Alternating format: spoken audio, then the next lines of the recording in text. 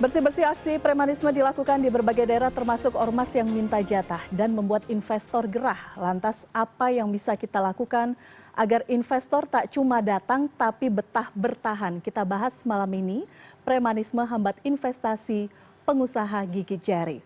Dan sudah hadir bersama saya narasumber. Yang pertama saya perkenalkan Iksanuddin Nursi, analis ekonomi politik. Selamat malam, Bang. Apa kabar? Selamat malam, Evira. Baik.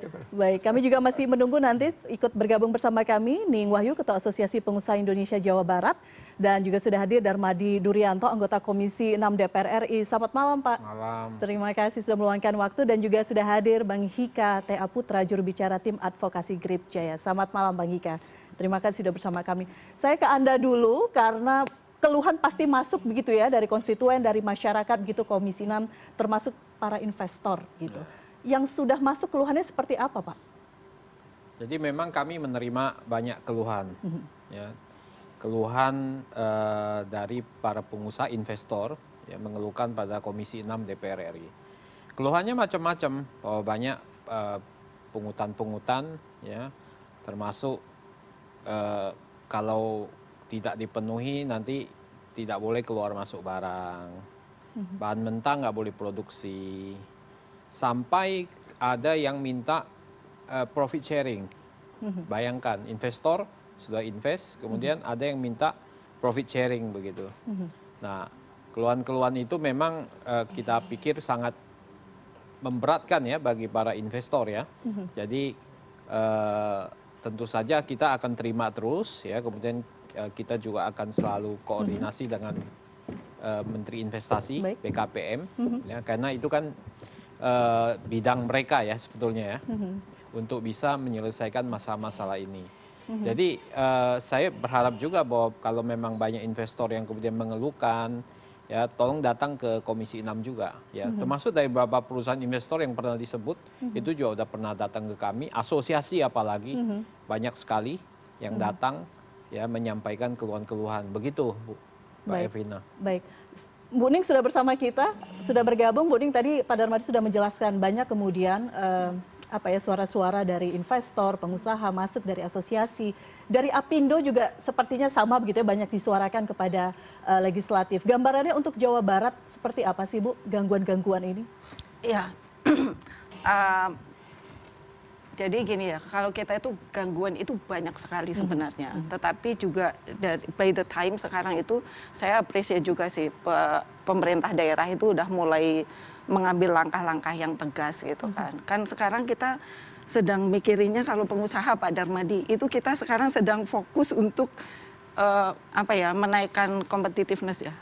Terus kemudian masih diganggu juga dengan yang seperti ini gitu ya, yang totally ini nggak produktif sama sekali gitu ya. Jadi kami saat ini sebenarnya lebih membutuhkan ruang yang tenang ya, untuk kemudian kita bisa memikirkan efisiensi, kompetisi, dan juga hal-hal yang inovatif gitu ya. Ternyata masih harus menghadapi ini gitu. Nah, gangguan-gangguan yang ada itu banyak sekali bentuknya gitu. Jadi dari kalau tadi sampai profit sharing ya Pak, kalau kita sih nggak sampai di situ. Jadi kayak mereka itu begitu tahu ada pabrik yang baru, mereka itu akan berlomba-lomba untuk mendapatkan satu kesempatan menjadi supplier materialnya, kemudian menjadi kontraktornya, kemudian menjadi menawarkan security-nya, kemudian juga yang paling parah itu sebenarnya lebih ke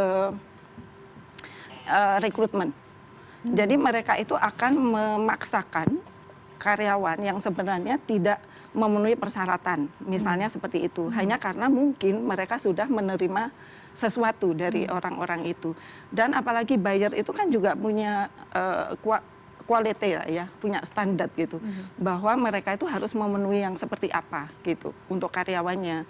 Tetapi mereka itu memaksakan tanpa melihat kapabilitas dari karyawan itu sendiri, just because mereka itu mendapatkan keuntungan lah dari rekrutmen per orang-orang itu. Nah, kita kan sering dengar tuh Mbak, kayak satu orang tuh bisa sampai 7 juta, sampai 10 juta dan segala macam ya. Nah, itu sih. Oke, dan ini bentuknya memang dalam tanda kutip ada intimidasi seperti itu, atau seperti apa proses dalam menjalankan modus ini? Jadi ada intimidasi, itu ada juga. Macam-macam bentuknya. Jadi ada yang misalnya ngeplang di depan pabrik kita nggak bisa masuk. Itu bisa juga bentuknya itu kayak semacam menilai kita bahwa kita itu punya kasus hukum misalnya, terus dipermasalahkan. Dicari-cari Iya, celahnya. betul. Kayak perizinannya lah, apanya lah gitu. Jadi seperti itu sih, Mbak. Oke, baik. Saya ke Pak Gisadin sebelum nanti saya ke Mas Aka. Ini gambaran singkat dulu di awal. Ternyata potret untuk berinvestasi di tanah air masih dalam kondisi seperti ini ya, Bang? Ini kan judulnya premanisme ya. Premanisme itu perilaku kriminal. Perilaku kriminal itu bukan hanya mereka yang sipil, yang berbaju, prostitusi juga kriminal. Jadi kalau kita melihat premanisme dalam perspektif begitu, harus dilihat akar masalahnya. Akar masalahnya begini. Pertama, kalau saya strukturkan dalam riset saya, kata kunci pertama tidak ada kepastian hukum. Hukum dijual-belikan. Nah, ketika hukum dijual-belikan secara struktural, itu nampak bahwa siapa yang, kan struktur ini struktur kekuasaan, kekuasaan formal sama kekuasaan informal. So berarti premanisme ada dua wilayah, wilayah formal dan wilayah informal. Nah kita masuk ke wilayah formal, jangankan yang tidak berbaju sipil lah disebut gitu, yang dengan kekuatan mereka berorganisasi begitu ya, yang baju formal pun melakukan tekanan dan itu dikeluhkan kemana-mana. Bukan hanya ini mungkin saya nggak tahu, mungkin Anda belum bicara aja. Kalau saya kebetulan karena saya memang bergaul di lapangan gitu ya, mereka ngeluhkannya macam-macam, dari persoalan pengadaan air, dari persoalannya namanya kelingkungan, dari persoalan lalu lintas jalan, itu macam-macam dilakukan. Itu bisa dilakukan kayak gitu. Makanya kemudian kita mesti ngelihat pertama, kepastian hukum di wilayah mana nih sebenarnya? Kepastian hukum dalam rangka pengawasan, atau kepastian hukum dalam rangka pemberian izin, atau kepastian hukum dalam rangka perolehan. Kita strukturin dulu gitu. Nah kalau kita melihatnya begitu, yang dikeluhkan oleh teman-teman pengusaha rata-rata, baik dari formal maupun informal, ujungnya adalah soal kenyamanan berusaha. Nah, situasi premanisme, kata kuncinya adalah ketidaknyamanan berusaha. Nah, ketika kita masukkan ke dalam posisi ketidaknyamanan berusaha, ketemu masalah fiskal sama masalah moneter. Fiskalnya adalah tidak fairnya pajak. Moneternya adalah persaingan suku bunga yang tidak fair. Di situ bisa kelihatan. Berikutnya bisa kita lihat di sini setelah kita lihat fiskal, ujungnya berikutnya adalah soal lapangan pekerjaan. Kebijakan fiskal tidak melahirkan pekerjaan. Jadilah tadi. Mereka minta pekerjaan dengan maksa-maksa. Nah, ketika lapangan kerja tidak bisa bersedia, ujungnya apa? Indeks Gini meningkat. Ketika indeks Gini meningkat, ujungnya adalah kriminalitas. Elvira, saya nyampein ini bukan di sini, Elvira. Saya kebetulan dosen di SESWIMTI beberapa tahun lalu gitu ya. Tapi karena sikap saya dihentikan, ya nggak ada masalah. Tapi poinnya adalah, saya menyatakan ada hubungan relevan dan signifikan antara Gini rasio yang tinggi, kemiskinan pengangguran, dengan namanya premanisme. Oke. Maka kata kunci berikutnya harus kita lihat. Sampai seberapa jauh sesungguhnya angka kriminalitas meningkat dari 2023 ke 2024 ternyata naik. Apa problemnya? Gagal fiskal, gagal moneter. Maka mereka mencari jalan dengan kekerasan. Jadi gitu. Akar masalahnya sebenarnya banyak, tidak hanya soal premanisme standar gitu, ada faktor kemiskinan di sana, pengangguran tidak fairnya kebijakan fiskal, tidak fairnya kebijakan moneter, tidak fairnya kebijakan hukum, gitu loh kalau kita mau melihatnya. Baik. Nah, kalau apa saja yang tidak fairnya mungkin nanti Bang Haka bisa menjelaskan. Kita akan bahas usai jeda. Tetap bersama kami di Prime Press.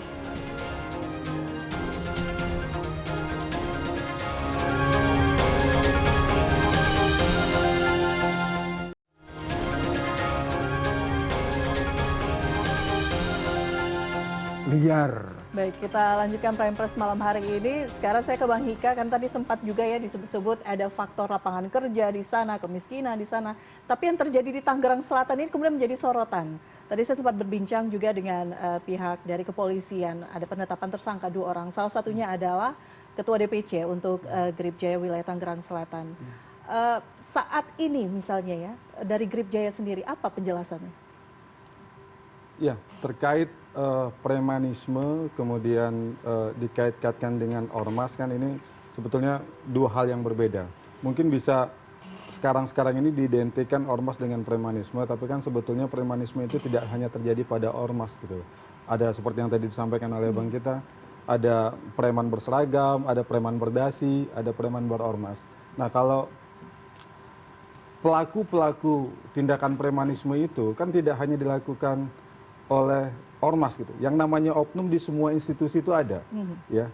di aparat penegak hukum juga ada oknumnya, hakim juga ada oknumnya, bahkan ormas pun juga ada oknumnya gitu. Nah, kalau kami melihat dari sisi GRIP, kami minta kepada seluruh masyarakat bahwa ada hal-hal tertentu yang kita memang boleh memberikan sebuah sentimen negatif terhadap ormas, tapi ada hal-hal tertentu kita lihat case by case gitu loh. Nah, khusus untuk yang di daerah Tangerang Selatan terakhir, kita bersama ahli waris mencoba memberikan advokasi, teman-teman tim hukum memberikan advokasi, itu nggak mungkin tanpa dasar gitu. Nah, kita punya dasar, kita punya alas hak, kita punya girik, kita punya surat keterangan dari lurah, dan kita juga punya surat keterangan waris. Kemudian lebih dari itu, proses dari apa yang terjadi di Tangerang Selatan kemarin itu, ini sudah merupakan rangkaian panjang perjuangan para ahli waris untuk mempertahankan haknya, itu tidak hanya dimulai sejak mereka bersama GRIP, tapi ini sudah beberapa kali gonta-ganti pengacara, dan mereka masih mencoba bertahan gitu. Jadi jangan dibuat kesan seolah-olah GRIP atau ahli waris yang menyerobot, tapi posisi ahli waris memang sudah ada di dalam seperti itu. Kita ada di Peran dalam. GRIP sendiri apa dengan ahli waris? Jadi ahli waris mereka pakai beberapa tim pengacara yang akhirnya banyak mundur karena adanya intimidasi. Akhirnya mereka bertemu dengan pihak GRIP dan memberikan kuasa kepada GRIP. Intimidasi dari siapa, Bang Nisa? Jadi pada saat BMKG mendapatkan surat pendapat dari Ketua Pengadilan tahun 2022, itu sudah mulai dilakukan penghancuran paksa beberapa rumah yang ada di situ. Nah, kemudian intimidasi untuk segera mengosongkan dan meninggalkan gitu, karena itu dianggap sebagai lahannya BMKG. Tapi karena ahli waris merasa tidak pernah menerima uang dari siapapun untuk dijual, dan girik asli masih ada pada mereka, dan ketika mereka tanyakan kepada pihak kelurahan giriknya masih sesuai dengan aslinya, mereka merasa mereka masih harus bertahan di situ seperti itu. Meskipun dari pihak kepolisian mengatakan yang mengklaim gitu ya, inisialnya Y ini tidak bisa menunjukkan giriknya, buktinya. Jadi mungkin ini bisa saya jelaskan ketika kami coba tanya kepada tim hukum yang mengklarifikasi, Bapak Y itu dia punya girik asli, tapi ketika dia ditangkap, dia ditanya nomor giriknya berapa, luasnya berapa. Ini sama saja mungkin saya sama abang, saya tanya ketika abang habis di borgol, abang ditanya malam-malam, abang waktu kuliah ngambil berapa SKS? Kebetulan gue nggak pernah di borgol, jadi cuek aja gue. Iya, makanya jangan nyontoin gue sebagai di borgol. Mungkin siapa saja di borgol soalnya. Siapa saja orang yang pernah dalam posisi itu ditanya nomor ijazahnya berapa dan ngambil berapa SKS gitu. Artinya bukan berarti beliau tidak bisa menjawab, beliau tidak punya giriknya, tapi memang dalam kondisi itu beliau lupa nomor giriknya gitu. Karena girik itu tidak hanya sekedar ada, tapi sudah dinyatakan asli dan sesuai dengan aslinya oleh pihak lurah. Jadi giriknya ada gitu, bukan tidak ada. Tapi waktu ditanya memang beliau tidak bisa menjawab nomornya karena lupa gitu. Tapi ada. Anda dan tim menyatakan bahwa ini memang ada proses sengketa yang cukup panjang, tapi saya ingin memperlihatkan gitu ya, pernyataan dari Menteri ATR BPN, Pak Nusron Wahid, mengatakan tanah BMKG, sertifikat hak pakai atas nama BMKG, dan tidak ada catatan konflik dan sengketa. Tanggapan Anda? Sederhana saja, biarkan masyarakat yang menilai. Dari pihak BMKG sendiri menyatakan bahwa tanah ini sah menjadi milik BMKG berdasarkan putusan PK. Kan tidak mungkin ada putusan PK kalau tidak ada sengketa.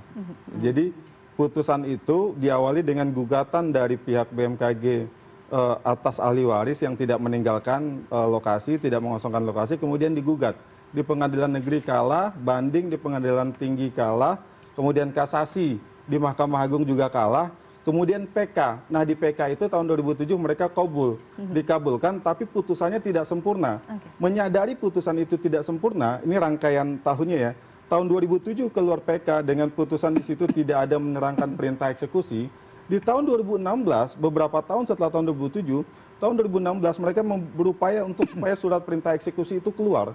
Kemudian di tahun 2016, gugatan untuk memohon perintah eksekusi itu NO. Kemudian mereka saking merasa butuhnya surat perintah eksekusi itu, mereka banding. Di tahun 2018, bandingnya ditolak.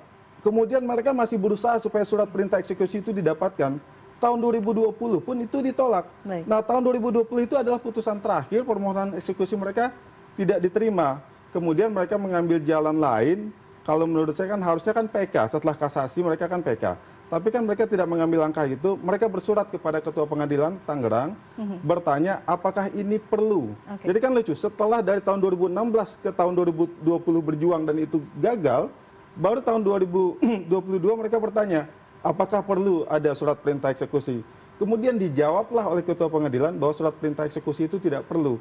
Nah, kemudian berdasarkan surat jawaban pendapat pribadi dari Ketua Pengadilan, mereka mencoba melakukan eksekusi paksa terhadap itu, gitu. Seperti itu. Ini akan kita ketahui, akan diuji nanti di pengadilan, fakta-fakta yang tadi Anda sampaikan gitu ya Bang Ika. Tapi pertanyaan masyarakat kemudian, tadi saya juga sempat tanyakan, relasi Grip Jaya dan pihak yang mengklaim memiliki tanah ini, artinya yang ditawarkan adalah jasa keamanan dari Grip Jaya? Oh bukan, bukan. Yang ditawarkan kepada... Ketika membentuk posko di sana, kemudian meminta uang setoran terhadap pedagang di sana? Jadi, konsep awalnya itu mereka memberikan kuasa hukum kepada tim hukum dan advokasi yang ada di GRIP. Kemudian tentu ahli waris tidak pernah menyuruh untuk melakukan tindakan-tindakan yang melawan hukum. Yang diminta oleh ahli waris adalah perjuangan keadilan melalui tim kuasa hukum, karena di dalam DPP GRIP itu juga banyak pihak-pihak yang layak untuk membentuk sebuah tim hukum seperti itu. Nah, kemudian tim hukumnya GRIP mencoba untuk menerima surat kuasanya dan mereka melakukan proses-proses seperti itu. Nah, kemudian terjadi tempat itu bukan pendudukan, tapi memang ada satu rumah yang memang itu belum dihancurkan oleh BMKG, itu rumah ahli waris. Atas izin ahli waris itu diizinkan untuk ditempati seperti itu. Nah, itu dijadikan posko kemudian. Nah, ini ada korelasi yang berbeda antara kita tim hukum dengan pihak pengurus anak cabang atau pengurus cabang di sana yang menempati. Kalau kami kan fokusnya bagaimana pembelaan perjuangan, kalau memang tanah ini mau diambil, ya monggo, mana surat perintah eksekusinya gitu, seperti itu. Tapi setidaknya labelnya Grip Jaya sehingga ini kemudian menjadi pertanggungjawaban juga begitu ya. Betul. Jadi jika ada yang kemudian mengkaitkan gitu ya, Grip Jaya ini menjadi bagian salah satu begitu disebut-sebut ada aksi premanisme terkait dengan Grip Jaya. Tanggapan Bang Hika seperti apa? Tentu premanisme itu ada dan tidak hanya di Grip Jaya, di semua institusi termasuk ormas-ormas lain juga Anda mungkin mengatakan ada. tidak hanya di Grip Jaya, jadi Anda mengakui ada premanisme di Grip Jaya? Faktanya ada yang diambil sikap oleh aparat kepolisian ketika dia bermasalah, itu kan bukti, kami juga nggak bisa membantah. Dan kami mendukung bersih-bersih sebagaimana layaknya negara bersih-bersih terhadap institusinya, kami juga mendukung, nggak apa-apa, kita bersih-bersih juga terhadap organisasi kita. Makanya kami menghormati semua proses hukum, apabila memang ada tindakan-tindakan kriminal yang melawan hukum, silahkan diproses selama tidak ada diskriminasi. Makanya hukum jangan jual beli.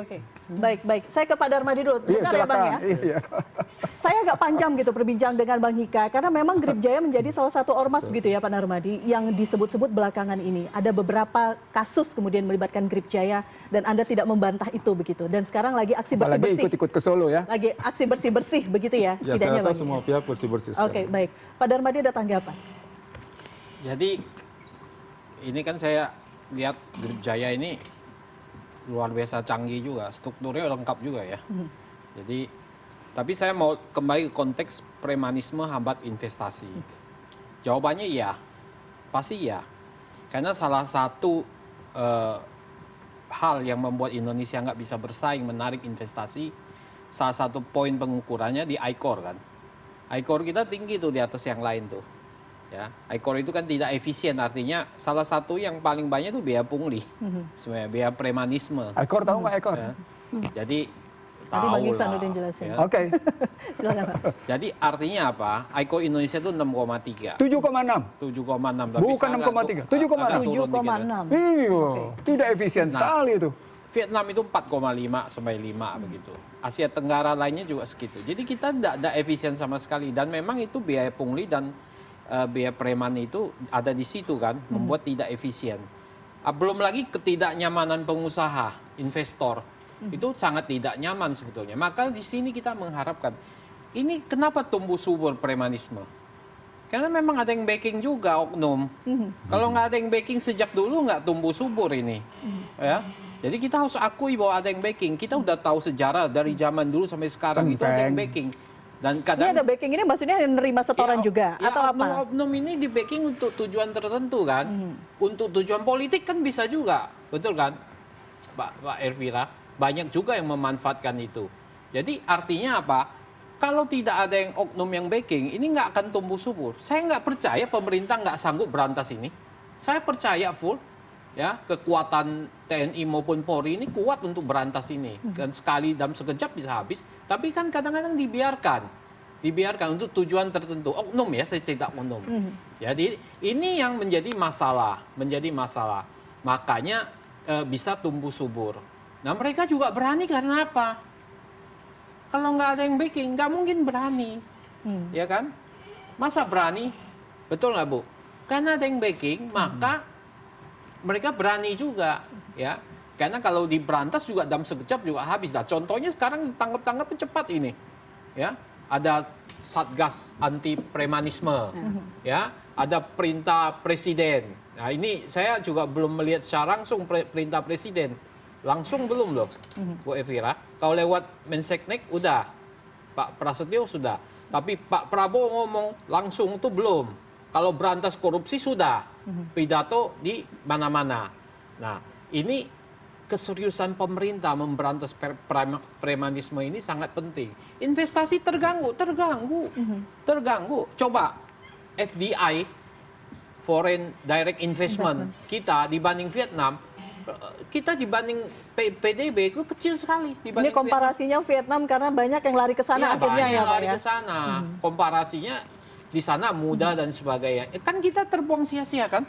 Investasi nggak mau masuk, bahkan ada yang kabur. LG walaupun tidak diakui. Pemerintah bilang kita yang menyuruh mereka pergi. Kan digantikan katanya, Ya, ada yang lain. Tapi penyebabnya bukan itu juga. Ya, kan? Banyak lah, ya kan? Penyebabnya bukan soal premanisme juga. Ya kita ngerti lah, kita ngerti banyak hal, bukan soal itu, tapi banyak lah hal yang mempengaruhi, ya. Nah ini kemudian kalau dibiarkan berkembang, pasti hambat sesuai judul tema hari ini. Nah inilah yang kita harus antisipasi ke depan. Bagaimana kita menyelesaikan masalah ini? Keluhan tuh banyak, pengusaha banyak, biaya jadi naik, tidak efisien dan sebagainya. Itu yang juga menjadi tugas. Jadi menemukan akar permasalahan itu menjadi sangat penting. Laporan yang paling fantastis masuk ke anggota Dewan apa Pak? Ya industri banyak, bahkan yang tadi profit sharing itu lapor ke kita, luar biasa. Mintanya berapa itu profit sharing? Berapa? Mereka bicara profit sharing kan, jadi minta profit di daerah itu karena kami yang kuasai gitu. Nah itu kan luar biasa buat pengusaha, orang tidak ada dalam perencanaan. Ya kami kan terima semua aja, kemudian nanti kami panggil rapat dengan pendapat dan sebagainya. Nah inilah harapan malam ini, saya tidak bicara kasus per kasus mengenai Grip Jaya, karena saya lebih bicara mengenai lebih makro, ya, bahwa ini harus diselesaikan, ya. Dan memang kesulitannya saya pikir ya betul juga kata Pak Iksanuddin Nursi, ya lapangan kerja, pengangguran, kemiskinan, ya nggak ada kerjaan lain, cari kerja susah, ya cari kerja begini, mudah, ya kan, cari kerja susah, dapat uang mungkin lebih mudah juga, ya. Nah ini menjadi akar permasalahan kita yang harus kita selesaikan secara lebih tuntas begitu. Oke, baik. Betulkah ada yang backing jika kemudian ada kasus dilaporkan apakah oknum, kemudian oknum ditindaklanjuti? Bu Ning, nanti kita akan berbincang dengan Bang Iksanuddin juga. Kami jeda dulu, Prime Plus akan kembali sesaat lagi.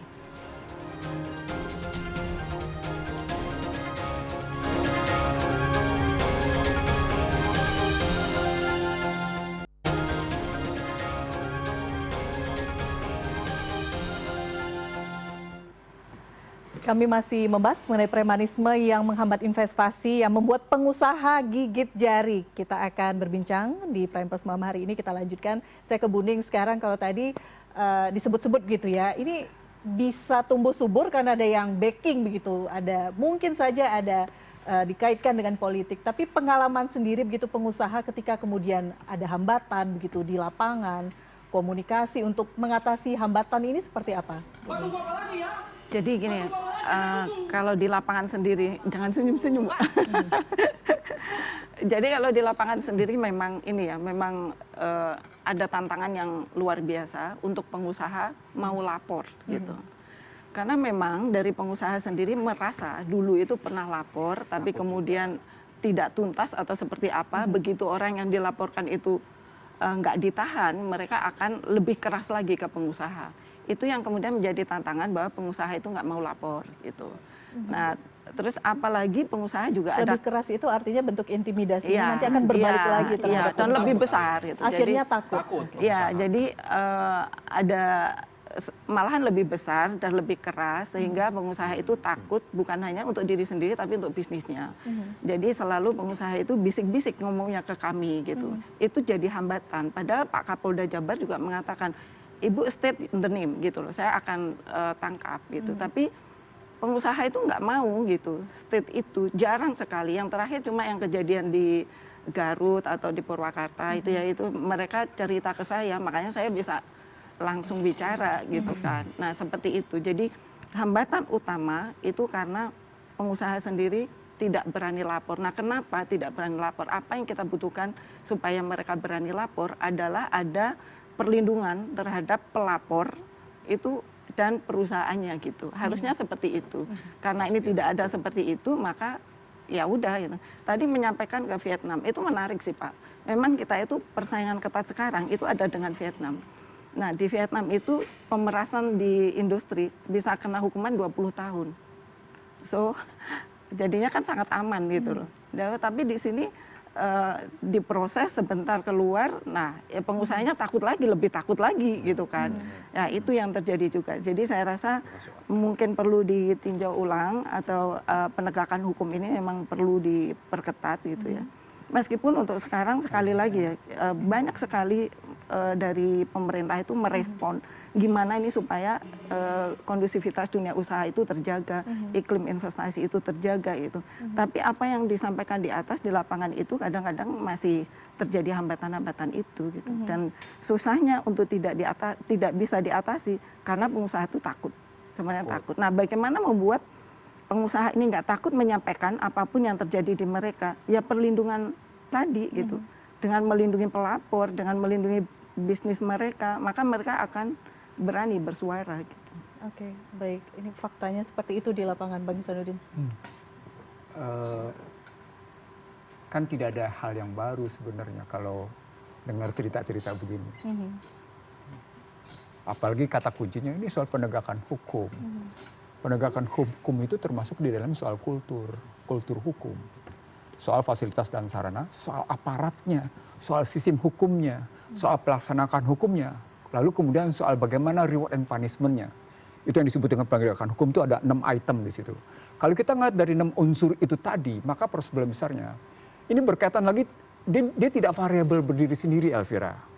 Penegakan hukum itu berkaitan sama bagaimana air mengalir dari atas ke bawah. Ada contoh dari atas ke bawah, apakah seorang pemimpin memang melindungi pengikutnya atau enggak? Apakah seorang pemimpin memang memberikan kenyamanan pada rakyatnya atau tidak? Sebanyak pemimpin kemudian, walaupun tidak dia katakan, tapi kemudian kebijakan-kebijakannya ternyata tidak melindungi segenap tumpah darah bangsa gitu ya. Dia hanya menjalankan kepentingan kelompoknya. Dan itu disebabkan oleh pasal 6 ayat 2 Undang-Undang Dasar 2002. Ya maka akhirnya yang ada ketidakadilan. Jadi problem penegakan hukum adalah problem ketidakadilan. Kenapa ketidakadilan terjadi? Karena sistem hukumnya memberikan ketidakadilan. Kenapa ketidakadilan terjadi? Karena konstitusinya tidak adil. Sampai kayak gitu mestinya ngelihatnya. Tapi Bang Ihsanuddin yakin nggak tadi seperti disampaikan Pak Darmadi gitu, ada kekuasaan-kekuasaan yang kemudian ada yang backing gitu? Itu pendekatan strategik fungsional yang Ibu ini ceritakan, sama Darmadi ceritakan, sama dia ceritakan. Itu masih pendekatan strategik fungsional namanya. Pembahasan kita itu masih dalam kerangka strategik fungsional. Kalau kita tarik dalam kerangka strategik fundamental, struktural fundamental, kita tahu akar masalahnya ada ketidakadilan dalam konstitusi. Itu ya, oke. Itu kita turun ke bawah. Maka kemudian tadi para penegak hukum melakukan perlindungan sesuai dengan kebutuhan dia, sesuai dengan kepentingan dia. Kenapa mesti ada istilah parcok? Kenapa mesti ada istilah partai coklat? Kenapa Artinya pengamanan yang dilakukan pihak polisian masih pilih-pilih. The point adalah ketika ada istilah parcok di situ. Ini para pejabat. Saya menyebutnya sebuah lembaga bergengsi. Kalau Anda sampai ada parcok, itu artinya ada kriminalisasi, ada komersialisasi, gitu ya. Ada komersialisasi, ada privatisasi, ada kriminalisasi. Nah, pada konstruksi premanisme itu kriminalisasi. Tapi pada saat yang sama terjadi politisasi. Pada saat yang sama terjadi yang namanya komersialisasi. Perlindungan backing itu komersial, komersialisasi jabatan, suka tidak suka. Dan itu dibenarkan oleh konstitusi. Karena pasal 6 ayat 2 Undang-Undang Dasar 2002. Kriminalisasi dibenarkan juga oleh namanya Undang-Undang Dasar 2002 Pasal 6A ayat 2. Komersialisasi juga dilakukan, kriminalisasi juga. Loh, artinya kalau kita mau ngebenahin struktural fungsional, selain tadi mesti ngebenahin gini rasio, ketimpangan gitu ya tadi, pekerjaan, kemiskinan, struktur fiskal dan moneter yang berpihak, gitu ya posisinya. Lalu kemudian mau ngambil contoh Vietnam. Tidak apple to apple pada Vietnam. Vietnam bukan sistem politik demokrasi liberal. Tidak apple to apple. Anda ngebandingin Vietnam, salah. Vietnam tidak menerapkan demokrasi liberal. Mau bandingin sama Cina, Cina tidak pakai demokrasi liberal. Indonesia liberal-liberalnya. Kurang apa? Liberal itu kata kuncinya satu, Elvira. Apa itu? Kekuatan. GRIP itu kekuatan basisnya. Kekuatan dahsyat. Apakah kekuatan fisik atau kekuatan nyali? Artinya apa? Ketika GRIP kemudian disebut Pertarungan sebagai berbasis kekuatan, pada kekuatan itu sesungguhnya terpulang pada bagaimana sistem hukum itu bekerja. Ulang. Pertarungan hukum itu akan ditunjukkan oleh kekuatan. Dan kekuatan itu yang menentukan sampai seberapa jauh. posisi GRIP di mana menurut Anda?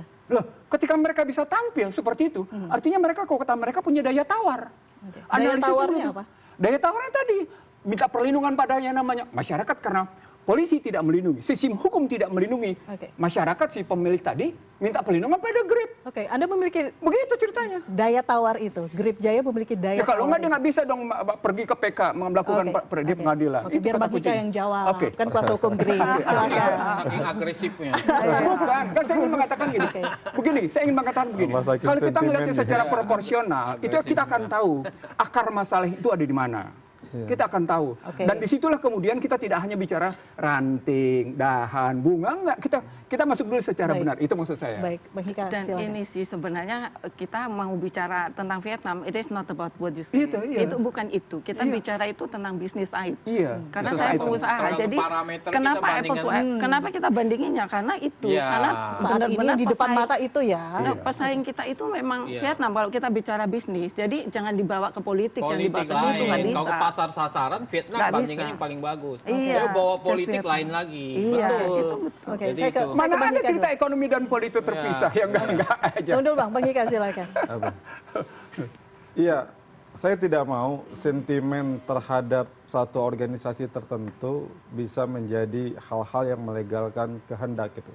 Satu contoh seperti yang terjadi di Tangerang Selatan, mungkin karena sudah terlanjur ada yang bernegatif thinking kepada GRIP, akhirnya seolah-olah ahli waris yang sedang memperjuangkan haknya karena ada di barisan GRIP, itu seolah-olah ahli waris dan pihak GRIP lah yang salah gitu. Harapan kami adalah mari melihat kasus itu kita fair, case by case. Jangan ketika sesuatu itu berkaitan dengan GRIP atau ormas-ormas tertentu, maka selalu dibuat sebuah stigma, oh pihak itulah yang salah gitu. Semua sama gitu loh. Bahkan Kadin pun yang terlihat bagus dan didukung oleh banyak pihak, faktanya apa? Jadi tersangka juga kok pemerasan, pakai dasi mereka, lebih keren mereka. Cuman kami ingin menyampaikan bahwa tidak semua apa yang dilakukan oleh pihak-pihak yang dalam tanda kutip diidentikan dengan preman, apa yang mereka sedang urus itu tuh mereka selalu salah gitu. Tidak selalu seperti itu. Tapi kami ingin kita tuh jangan larut dengan isu, karena kami khawatir isu-isu sentimen terhadap salah satu ormas tertentu dimanfaatkan oleh pihak-pihak yang sedang memiliki kepentingan untuk menghancurkan apa dan mendapatkan apa yang diinginkan. Anda merasa posisi GRIP Jaya saat ini seperti itu? Bisa jadi beberapa kasus lah. Salah satu kasus yang di Tangerang Selatan itu, kalau menurut informasi dari teman-teman tim hukum, ini sebetulnya memang belum layak untuk diambil alih oleh BMKG. Sekarang yang barbar itu tuh BMKG apa ahli waris? Sekarang saya tanya sama masyarakat semua, boleh tidak sebuah lahan yang dimenangkan menurutnya hasil putusan PK tanpa ada perintah eksekusi sudah diambil alih paksa? Yang melakukan eksekusi tanpa surat perintah pengadilan itu adalah pemerintah sendiri yang mencontohkan cara-cara preman. Sebagai gambaran begini, kalau misalnya eksekusi tanpa perintah pengadilan adalah sesuatu yang diizinkan, mungkin GRIP akan banyak tawaran pekerjaan, Mbak. Eksekusi ini dong, eksekusi ini dong, eksekusi ini dong, kan gitu. Kenapa? Karena ada satu contoh kasus nih, eksekusi lahan di Tangerang Selatan tanpa perintah eksekusi. Dengan alasan apa? Dengan alasan sudah ada surat pendapat pribadi dari ketua pengadilan. Nah, ahli waris bertahan di situ. Kenapa? Karena belum ada surat perintah eksekusi. Ahli waris sudut pandangnya harus ada surat perintah eksekusi supaya terjadi yang namanya livering, perpindahan hak. kalau sudah terjadi delivering perpindahan hak ditandai dengan dibacakannya surat perintah ketua pengadilan oleh jurusita pengadilan di tempat yang bersangkutan, maka barulah berpindah kepemilikan hak atas tanah itu. Nah, kalau belum ada surat perintah eksekusi, pengadilan tiba-tiba diambil alih, tapi tetap aja yang preman itu ahli waris dan grip gitu loh. Seperti itu. Jadi kita lihat case by case dan lebih fair seperti itu. Saya harus bertanya tentang masalah tadi ya. Grip Jaya punya nilai daya tawar begitu. Dikaitkan juga tadi, apakah memang betul ada backing faktor di belakang gitu sehingga ini semakin kuat gitu untuk nilai Nanti daya saya tawar. tidak cerita Grip Jaya Ya, kita Nggak berbicara. apa-apa, Pak. nggak apa-apa. Saya cerita secara umum. Tapi kita ingin tanyakan. Mungkin ada pihak-pihak tertentu yang ingin mendiskreditkan Bapak Haji Hercules dan Grip dengan isu-isu negatif, tapi mereka tidak sadar justru semburan isu-isu negatif yang mereka sebarkan itu justru semakin lama malah jadi promosi gratis buat Grip gitu loh. Akhirnya Grip dikesankan seolah-olah sesuatu kekuatan yang sangat besar, sehingga faktanya banyak orang berebut untuk menjadi pengurus Grip. Banyak orang yang mau bergabung menjadi pengurus Grip. Betul. Jadi di dalam Grip itu tidak hanya preman, tidak hanya pengangguran, Pak, mohon izin. Di dalam Grip itu tuh ada pengusaha, ada intelektual, ada advokat, ada master hukum. Jadi menurut saya, kenapa terjadi fenomena Grip ini terlalu banyak dibahas? Mungkin ada kepentingan-kepentingan tertentu untuk menjatuhkan Grip. Tetapi bagi Grip dampak ini mungkin berhasil, tapi bisa jadi gagal. Kenapa? Justru ini menjadi promosi gratis. Di satu sisi banyak omongan-omongan negatif terhadap Grip, tapi faktanya apa? Yang ingin bergabung ke Grip banyak. Menurut informasi teman-teman dari tim hukum dan advokasi, justru yang minta bantuan hukum dan advokasi ke Grip justru sekarang malah bertambah banyak. Teman-teman malah kewalahan menerima permohonan untuk bantuan-bantuan hukum. Jadi menurut saya, mari kita mencoba melihat sesuatu ini dengan fair, case by case, dan hapuskan stigma-stigma negatif dan sentimen terhadap pihak-pihak tertentu. Karena kalau itu dibiasakan dan dilanjutkan, ini akan dimanfaatkan oleh orang-orang yang memiliki kepentingan untuk itu. Oke, baik. Untuk melihat bagaimana kemudian komitmen Grip Jaya, kita berbicara mengenai aksi premanisme dan juga investasi. Apa yang bisa kita lakukan begitu ya untuk memperbaiki iklim investasi di tanah air, kita akan bahas usai jeda. Tetap bersama kami di Prime Plus.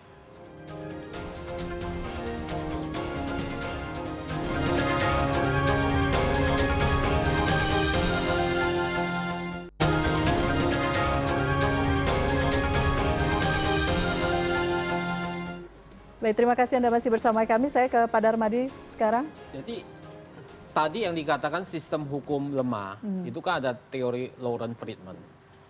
Itu ada substansi hukum, ada struktur hukum, ada culture, ya, budaya hukum. Nah, saya melihat bahwa tadi pembincangan dari apa yang kita dapatkan, itu memang substansi hukumnya ini kita masih lemah.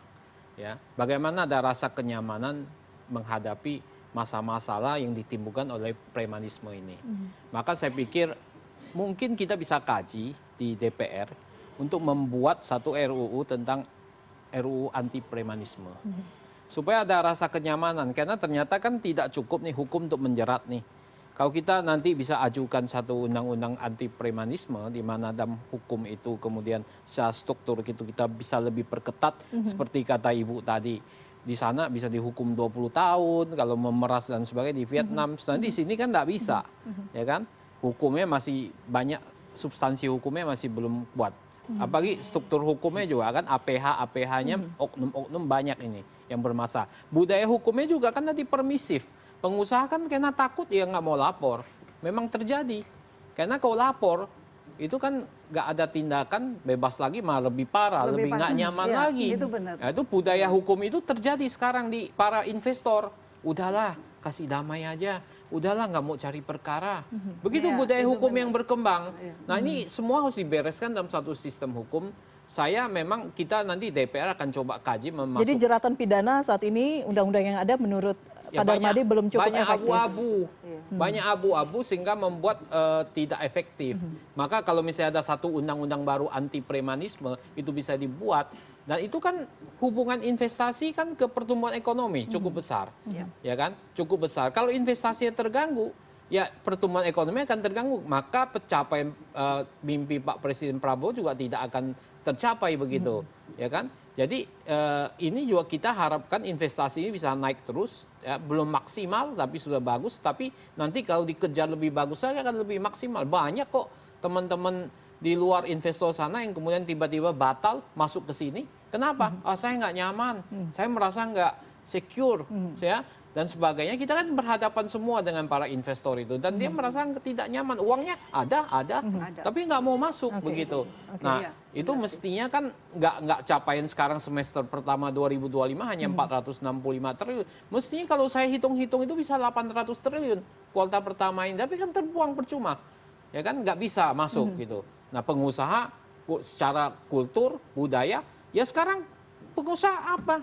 Kasih aja. Ya sudahlah, uang kecil kasih aja, kasih tambah banyak, tambah kasih. Karena nggak mau cari masalah. Nah, itu masalah yang dihadapi oleh investor. Saya pikir ini harus kita beresin semua, karena ada kesalahan, ada kekurangan yang kita harus bereskan, supaya sudah ini bisa menarik investor, menarik investasi lebih besar lagi begitu. Oke, tapi jangan molor pembahasan undang-undangnya. Nanti mungkin PDIP yang kemudian akan menjadi inisiator untuk undang-undang anti premanisme. Ya, bisa jadi kita masuk ke dalam prolegnas prioritas 2026 ya, atau 2027. Baik. Ini kan gampang kita masukkan. Baik. Bahas juga sekarang juga bisa lebih cepat. Begitu, nggak lama seperti dulu harus 3 periode, 4 periode, nggak beres-beres. Sekarang sudah lebih cepat begitu. Oke, baik. Bu Ning, menurut Anda menjadi satu solusi? Ya, atau apalagi sebenarnya dibutuhkan dari pemerintah saat ini? Iya, saya mau menanggapi yang satu tadi ya, statement tadi. Itu benar Pak, sebenarnya banyak sekali investor itu yang pengen investasi di sini, tetapi itu baru aja 2 hari yang lalu, saya juga ketemu beberapa calon investor dari luar negeri, sama Pak concernnya, apakah aman? Karena teman saya mengalami pengalaman begini-begini, itu persis yang tadi disampaikan. Nah, sebenarnya apa kalau dari kami ya, yang dibutuhkan dari pemerintah? Tadi kalau saya bicara penegakan hukum katanya itu terlalu ini ya. Tapi tetap penegakan hukum itu harus gitu. Tetap itu harus dilakukan. Nah, yang kedua juga kita masih menginginkan adanya pemerintah yang membuat satgas khusus untuk kawasan industri. Misalnya, dan itu betul-betul harus efisien. Seperti lagi-lagi di Vietnam itu ada gitu, dan itu efisien dan efektif gitu. Nah, kemudian yang ketiga, kita juga butuh pemerintah itu hadir gitu ya. Ketika ada investor yang mencari lahan dari awal, itu harus mendapatkan informasi yang benar bahwa lahan ini tidak berkonflik. Karena begitu banyak investor yang sudah membeli tanah kemudian berkonflik. Ya kan? Itu juga perlu di ini, selain ya kita tahu lah, kita terima kasih kepada pemerintah yang sudah perizinannya misalnya sudah mulai ada perbaikan atau digitalisasi atau apa gitu ya. Tetapi tanpa keamanan tadi itu menjadi nggak maksimal gitu kan. Nah, pemerintah juga harus hadir ketika begitu ada investor mau masuk. Seharusnya ada sosialisasi di daerah tersebut ya yang dilakukan oleh pemerintah terhadap tokoh-tokoh. Oke lah, bareng dengan Apindo it's okay gitu. Nah, kita ajarkan ke mereka apa pentingnya ini untuk daerah tersebut gitu kan.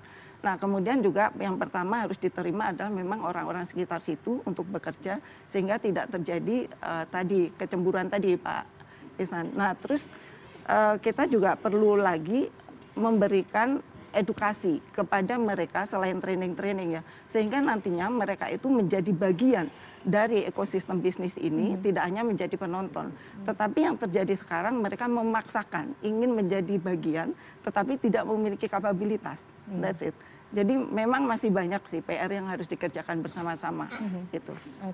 Oke, bersama-sama, tapi harus segera dikerjakan gitu. Bang Ika? Iya. Kalau kita berbicara premanisme mengganggu iklim investasi, tentu kita sepakat ya. Premanisme tidak hanya mengganggu iklim investasi, mengganggu keamanan, mengganggu kenyamanan, semuanya. Tapi ketika premanisme itu diidentikan dengan ormas-ormas tertentu, di situ kita tidak sepakatnya gitu. Nah, harapan kami tentu untuk mencegah hal-hal seperti ini, kami ingin kita semua menegakkan sebuah aturan yang betul-betul nyaman untuk semua. Jangan lupa, fungsi hadirnya ormas ini juga merupakan sebagai social control. Kalau para pengusaha dan perusahaan juga tidak ada social control, mereka juga banyak yang semena-mena loh. Artinya apa? Coba bayangkan, di daerah-daerah industri tertentu, contoh Cilegon lah. Di situ pusat industri, tapi ketika saya berbicara dengan rekan-rekan di Cilegon, justru tenaga kerja banyak yang diambil dari luar Cilegon gitu loh. Nah, artinya banyak hal yang perlu diperhatikan, karena kalau ormas tidak melakukan fungsi social control, ini kebijakan-kebijakan kapitalis akan semakin merajalela gitu loh. Mereka bisa semena-mena, ada beberapa kayak kasus di Tangerang kemarin itu, HRD-nya yang bermain, orang dalam perusahaannya sendiri yang bermain ketika ada orang yang mau jadi tenaga kerja, harus bayar jumlah uang tertentu kepada mereka, kemudian baru bisa diterima. Nah, hal-hal seperti ini kan sebetulnya kalau misalnya ormas betul-betul habis dan tidak lagi melakukan sosial kontrol, jangan sampai ini dimanfaatkan juga oleh para kaum kapitalis untuk memanfaatkan kondisi-kondisi seperti ini. Kemudian kebijakan investasi ini menjadi berkurang, kan tentu premanisme yang dikaitkan dengan permasalahan sekarang ini kan bukan menjadi penentu utama. Apa yang tadi dijelaskan oleh Ibu terkait adanya pungutan ini, pemerasan ini, pemalakan ini sudah ada jauh sebelum grip ini terkenal gitu loh. Nah, kenapa sekarang ini baru-baru digaungkan seperti itu? Ini berarti kan tandanya ada pembiaran. Nah, pembiaran untuk tidak menegakkan supremasi hukum ini mungkin yang harus diperbaiki sehingga budaya-budaya premanisme yang ada sudah sejak dulu sebelum grip terkenal ini bisa sama-sama ini kita jadikan momentum untuk bersih-bersih untuk investasi kita. Baik. Sebagai penutup singkat saja Bang Ihsanuddin. Sederhana. Kalau kita mau memperbaiki iklim investasi, kalau kita ingin memperbaiki masyarakat ini taat hukum, maka berhentilah penguasa itu berlaku sewenang-wenang, semena-mena. Atas nama hukum mereka bertindak semena-mena. Atas nama hukum mereka bertindak sewenang-wenang. Hukum mereka perjualbelikan. Itu nggak bisa. Kalau tadi berharap investor datang, satu sisi bicara TKDN, tapi sisi lain bicara impor, kabur. Nggak bisa. Pada saat yang sama terjadi persaingan suku bunga tidak sehat antara yang namanya obligasi pemerintah sama namanya BI rate. Pada saat yang sama Anda bisa lihat fiskalnya tidak bermanfaat. Pada saat yang sama terjadi problem yang namanya ketidakpastian hukum, birokrasi berbelit. Gimana cerita kayak gitu? Walaupun BKPM bangga, indeks persaingan naik katanya, karena ini yang terbaik. Tapi pada saat yang sama apa yang Anda lihat? Posisi kepolisian itu jatuh di mata rakyat. Artinya ketika bicara kepastian indeks persaingan bagus, pada saat yang sama kepastian hukumnya jelek, maka harus kita lihat berikutnya Pak. Biaya logistik, infrastruktur habis-habisan, bagaimana bicara indeks persaingan? Artinya jangan melihat sepotong. Saya ingin mengatakan begini, yuk kita lihat menyeluruh yuk, baru kemudian kita pretelin. Ormas ini cuma salah satu problem.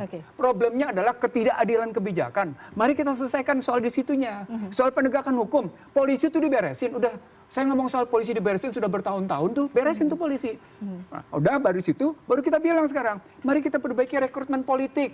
Supaya rekrutmen politik tidak sembarangan. Orang yang tidak jelas punya duduk jadi pejabat. Lalu atas nama kekuasaan, sendak jidat di jalan raya, ngoeng. Nah, gimana ceritanya? Oke, baik. Artinya sesungguhnya yang terjadi adalah kesewenang-wenangan itu muncul di wajah masyarakat. Oh, wajah masyarakat melihat penguasa sewenang-wenang sesuka-sukanya. Di jalanan macet aja mereka masih sewenang-wenang, seenak-enaknya. Padahal mereka dibayar dari pajak rakyat. Baik. Artinya ketidakadilan itulah yang membuat kemudian situasi ini kayak gini. Dan itu lagi-lagi dibutuhkan kepastian hukum dari paling atas. Saya sebut saja, dari presiden sampai ke bawah. baik. Nah, itu yang artinya dalam bahasa lain, yuk tunjukin teladan yang baik. Karena kalau kita mau bicara tentang teladan yang baik, pasti bawah juga baik. Gitu. Kita tunggu itu seperti apa begitu ya. Tapi terima kasih Bang Ihsanuddin analisanya. Buning terima kasih sudah sharing begitu ya. Kita harapkan memang negara hadir bisa memberikan iklim investasi yang baik. Pak Darmadi terima kasih memberikan insight-nya. Kita tunggu nanti regulasinya seperti apa. Apakah kemudian ada undang-undang yang baru. Bang Hika terima kasih lagi sudah bersama kami di Prime Press malam hari ini. Investasi tak hanya butuh regulasi, tapi jaminan aman dari segala bentuk intimidasi. Selama preman dibiarkan berkeliaran, jangan heran jika investor balik badan dan investasi tak berkembang. Saya Elvira Karnisa, kita jumpa lagi di Prime Plus pekan depan. Selamat malam.